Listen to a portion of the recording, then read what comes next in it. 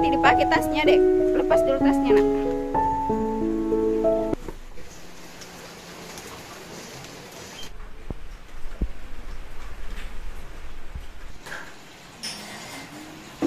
Hai, assalamualaikum warahmatullahi wabarakatuh. Bertemu lagi dengan aku Umu Gazia.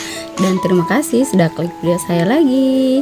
Nah, kalian semua apa kabar? Semoga kita senantiasa selalu dalam lindungan Allah Subhanahu wa taala, dipanjangkan umurnya, dimurahkan rezekinya, serta dimudahkan usahanya. Amin amin. Nah, sharing keseharian saya lagi sebagai seorang ibu dengan 2 orang anak dan tanpa ART. Nah, kemarin sebenarnya ini adalah video lanjutan yang kemarin ya, yang buat bekal anak sekolah. Nah, tadi juga itu anak-anak sudah berangkat. Nah, kalau anak-anak sudah berangkat, Chef melakukan pekerjaan rumah. Nah, tadi juga masih ada ayam goreng crispy-nya ya. Saya selesaikan dulu menggorengnya, lanjut bersih-bersih dapur sederhana saya. Nah, setiap kali melakukan aktivitas di dapur, baik masak atau food prep, saya langsung beres-beres dapur karena itu sudah menjadi rutinitas saya. Nah, kalau misalnya sudah Kak masak terus nggak langsung beres-beres, kayak ada yang kurangnya. Nah, kira-kira ada yang sama seperti saya? Tulis di kolom komentar ya. Nah, ini minyak bekas ayam goreng crispy ya. Jadi saya saring dulu, kemudian saya simpan karena sayang ya, masih bisa digunakan 1 kali. Nah, untuk kompornya tidak lupa dilap-lap basah dulu. Soalnya kan kalau habis goreng-goreng itu minyaknya kemana-mana. Kalau goreng ayam crispy memang saya tidak tutup ya, beda dengan ikan. Kalau ikan saya tutup, jadi minyaknya itu tidak terlalu terpercik kemana-mana. Nah, untuk kompornya tadi setelah saya selesai lap-lap pakai lap basah, lanjut saya menggunakan pembersih sanglet yang saya campur dengan cuka, jadi minyaknya itu lebih terangkat, cuman saya tidak rekod ya. Nah, lanjut lagi, di sini saya membersihkan kamar tidur, dan seperti biasa sebelum memulai membersihkan kamar tidur itu saya buka jendela bagian sini. Alhamdulillah ini di belakang rumah saya itu tidak ada rumah ya teman-teman, karena tanahnya itu kemarin tidak muat untuk 1 unit rumah, jadinya 8 meter itu alhamdulillah dibeli. Jadi kalau buka jendela di bagian belakang itu udaranya masuk, apalagi di belakang kan banyak tanaman, jadi udara segar itu masuk ke kamar. Dan alhamdulillah kalau siang hari, apalagi di musim hujan seperti ini, kalau mau tidur siang itu biasanya saya tidak nyalakan AC, cukup membuka jendela saja. Alhamdulillah bisa menghemat lagi penggunaan listrik. Nah, lanjut lagi di sini beres-beres kamarnya ya. Untuk bagian kasurnya di sini benar-benar saya rapikan karena tidak enak dirasa kalau tidak terlalu rapi. Jadi semua ujung-ujungnya itu saya rapikan, saya masukkan. Alhamdulillah juga di malam hari itu anak-anak langsung tidur, tidak main-main dulu. Soalnya kalau main-main dulu di kamar itu lebih jauh berantakan dibanding ini. Semua ada di sini, mulai dari buku-bukunya dan mainannya ya. Secara kan anak saya masih kecil-kecil, masih sering main-main begitu sebelum tidur. Belum lagi kalau lompat-lompat di tempat tidur, mau tidur belum dia mau tidur. Alhamdulillah tadi malam juga cepat tidur ya, tapi ya tetap saja kesiangan. Ini faktor hujan deras kayaknya tadi malam, jadi kayak enak sekali tidur tak jadi kesiangan mungkin deh.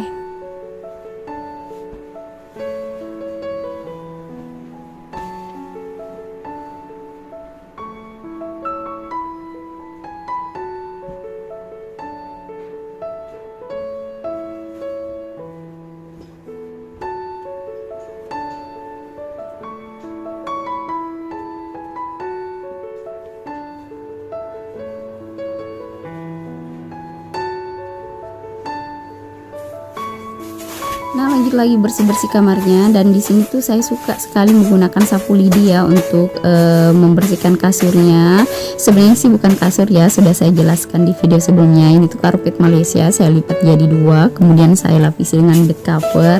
Nah, kalau tidur di sini tuh badan alhamdulillah kalau bangun tidak terlalu pegal-pegal, tapi kalau tidur di spring bed itu bangun tidur itu biasanya badan itu pegal-pegal, mungkin karena pengaruh spring bednya sudah tua ya, soalnya sudah lama sekali, sudah sekitar 10 tahunan. Tapi sayang ya kalau diganti masih bisa digunakan. Biasalah ya ibu-ibu perhitungan. Dan insya Allah nanti kalau mau diganti paling saya ganti menggunakan kasur kapuk, karena kalau kasur kapuk itu bangun tidur biasa badan itu terasa nyaman, tidak terlalu sakit-sakit badan. Nah kalau di kampung itu ibu dan mertua saya itu masih menggunakan kasur kapuk ya. Jadi kalau saya balik kampung biasanya saya memilih kamar yang ada kasur kapuknya.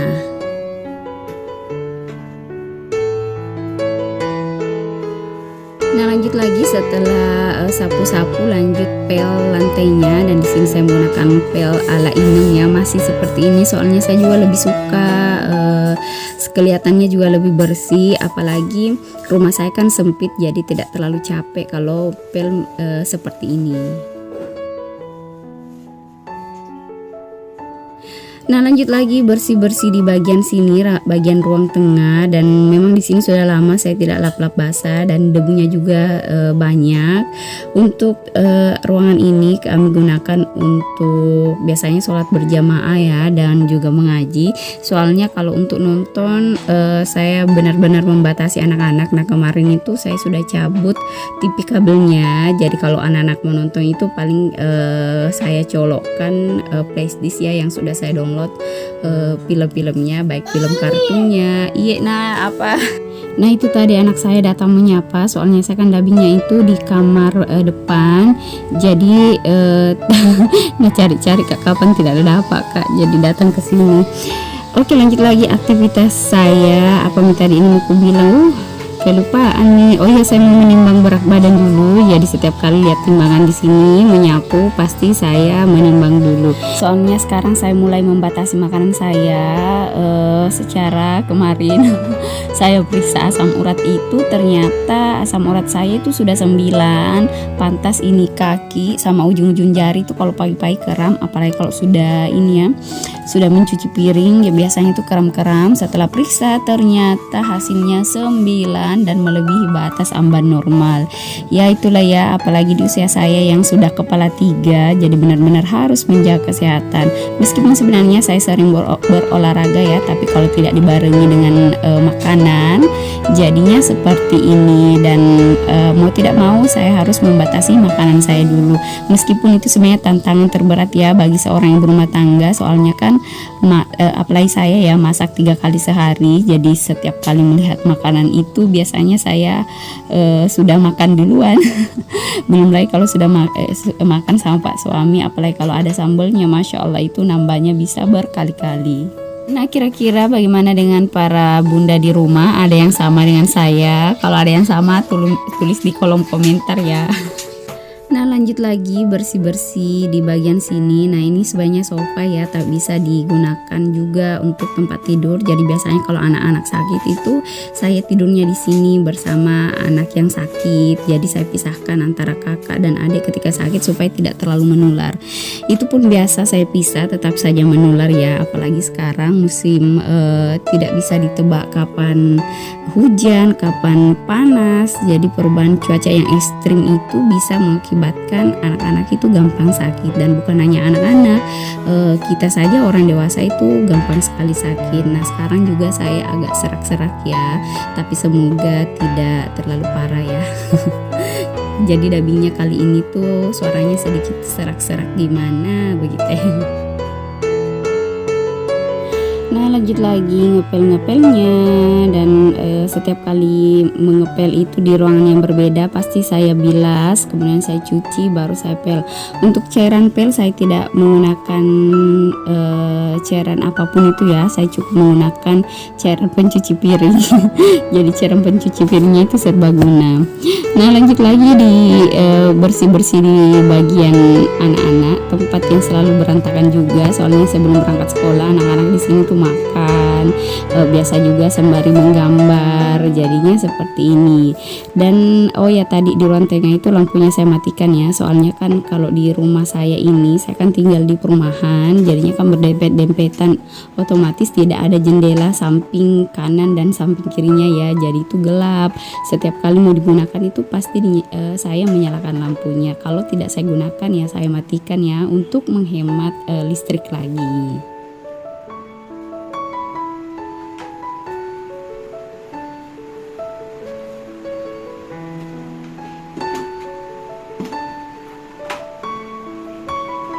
karpet bagian sini saya cuma membersihkan dengan sapu Lydia, soalnya tadi malam itu sudah dibersihkan menggunakan vakum. Jadi paling di sini ada sisa makanan anak-anak tadi pagi. Dan di malam hari juga itu saya beres-beres rumah supaya di pagi hari itu kerjaan tidak terlalu banyak. Ya begitulah ya kehidupan seorang ibu di rumah. Jadi kerjaan itu beres rumah yang berantakan, masak, cuci piring, dan itu berulang-ulang terus setiap hari. Jadi ya wajar lah, biasa kalau ada ibu itu yang gampang stres atau gampang marah karena capek dengan aktivitas atau rutinitas yang itu-itu saja yang monoton ya teman-teman. Tapi semoga dengan menonton video ini kalian bisa bersemangat untuk melakukan aktivitas keseharian sebagai seorang ibu rumah tangga. Masya Allah, semangat, semangat, semangat.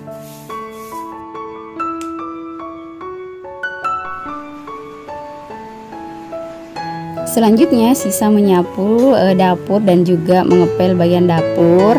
Alhamdulillah di luar juga itu masih hujan, tapi hujannya itu tidak deras ya teman-teman. Hujannya itu tidak juga rintik-rintik, tapi hujan seperti itu biasanya awet ya.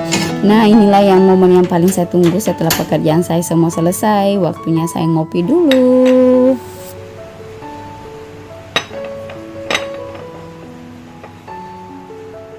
Nah untuk kopinya di sini saya menggunakan kopi yang sasetan yang biasa dijual di swalayan ya atau di warung-warung. Soalnya kopi herbal saya itu habis, jadi yang ada saja ya, yang penting ngopi. Dan ngopinya juga ini setelah pekerjaan selesai, soalnya tadi itu tidak sempat ngopi juga karena kan telat bangun. Jadi anak-anak saya usahakan semua selesai baru giliran saya.